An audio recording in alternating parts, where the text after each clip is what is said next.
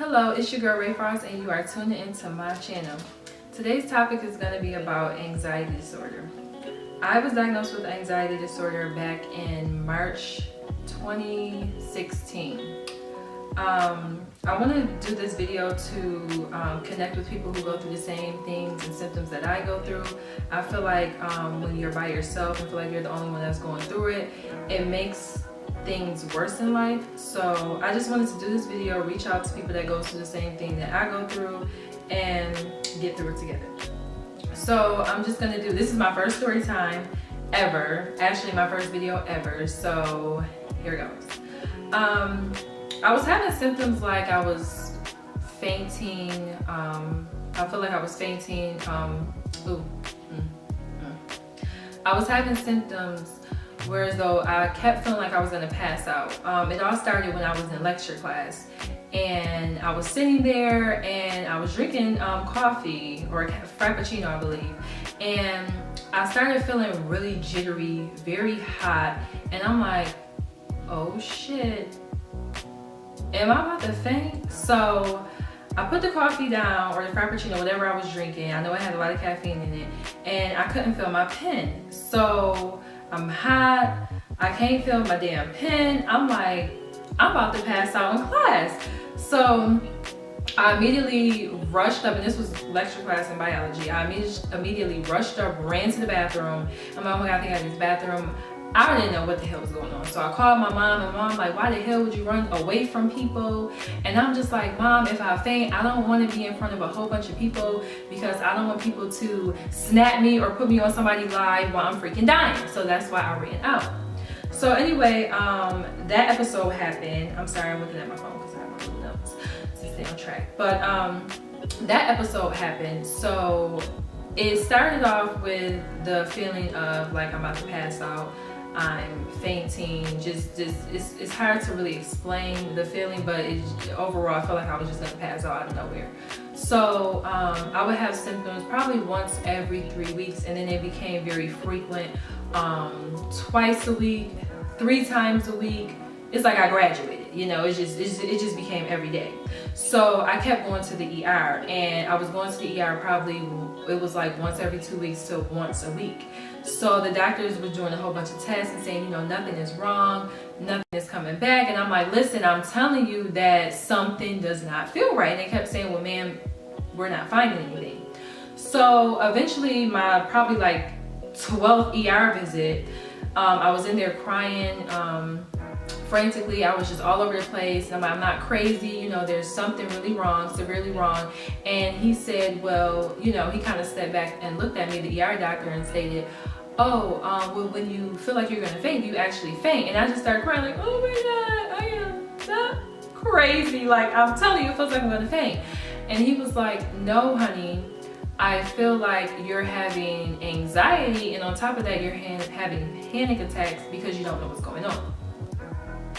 So right there was my first actual, you know, diagnosis, and he just wrote me a script for Xanax. Now, I don't know if y'all be listening in the future or whatnot, but I'm not too fond of those type of medications. So I kind of ripped the script up because I'm like, no, it has to be something else. Like, I don't believe this, although mental illness does run on my mom's side very heavily. So I ripped the script up, whatever, and I'm like, you know, everything is fine and things like that. So again, I still was having these same symptoms. They were progressing over time, and I went out to eat with my father and my siblings, and I just remember feeling very, very out of place. Like the last week before, I was checked into a hospital, which was actually a psychiatric center because they specialize in mental illness. I was at dinner with my, you know, dad and siblings, and all I could think about was, oh my God, I'm gonna pass out. Like, I'm gonna pass out. I feel like I can't breathe. I'm having heart palpitations. I'm very jittery. It was just a lot of things going on. So I left dinner early, went home, and I called my mom crying, and she was just like, you know, you need to go to this hospital that specializes in this because you need help, you need evaluation because it's just gonna get worse from here. And I'm like, Mom, I don't wanna go there. I've never been there. And the shit was crazy. So I agreed to go, and my mom drove me there. I believe it was my mom, my sister, and my cousin. So we get there, I checked in, my dad came there, he like, what is going on? Like, he looking crazy, everybody looking crazy. And I remember going upstairs and they said that I can't get back on the elevators. I'm like, oh my God, I am an inmate. I feel like an inmate. So we get upstairs and it really looks like how the psych wards look on television. I'm like, I do not belong here. I was freaking out, panicking. I felt like I was more anxious being here. Like, this place is just not gonna help me. So I checked in, went upstairs, I looked at the room. My roommate, she, I guess, you know, tried to kill herself, all this crazy stuff. I'm like, Mom, I can't stay here. She like, you cannot leave, you need the help or whatever. So I decided to stay because I knew, you know, something was very, very extremely wrong with me. And my mom left and they got on the elevator and I knew I couldn't get back on, and I was just sitting up there crying. Like, I was crying like I was already dead. Like, I just felt really, really alone. I felt like I was the only person going through this by myself. So I remember just calling my mom every second of the first day.